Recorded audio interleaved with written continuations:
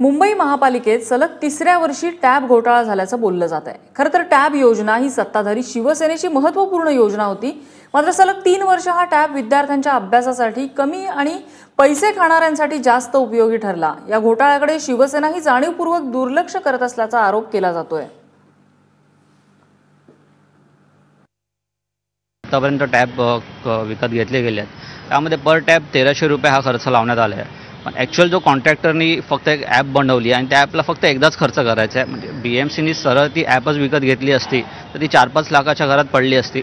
पण आतापर्यंत BMCनी कॉन्ट्रॅक्टरला जवळ 1,20,00,000 रुपये नुसतं पोर्शनच्या नावाखाली पैसे दिलेले आहेत आणि हे कंटिन्यूस चालू राहणार आहे, कारण दरवर्षी BMC टॅब विकत घेते आणि दरवर्षी असे 1300 रुपये पर टॅबप्रमाणे त्यांना पैसे देते। तंत्रज्ञान हे दिवसोदिवशी बदलत असतं। 3 वर्षापूर्वी आपण एक कॉन्ट्रॅक्ट केला आणि त्या कंत्राटच्या आधारे प्रत्येक वर्षी त्याच कंत्राटदाराला पैसे देणं हे योग्य नाही।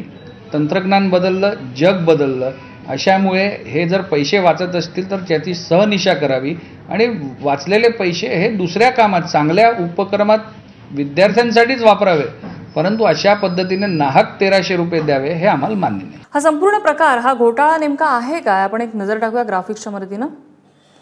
टॅबवरच्या अभ्यासक्रमाची पुस्तकं एका ॲपद्वारे या टॅबवरती उपलब्ध करून दिलेली आहेत। ई-बुक्सच्या स्वरूपातले हे ॲप तयार करणं अवघड आणि खर्चिक सुद्धा नाहीये। पण ॲप विकत घेण्याऐवजी महापालिका प्रत्येक वर्षी या ॲपसाठी पैसे मोजतं।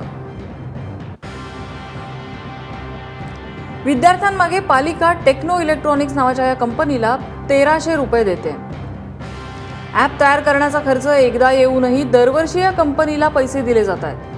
हा प्रकार जाणीवपूर्वक होत असून यामागे कंत्राटदाराला फायदा देण्याचा आरोप करण्यात येतोय।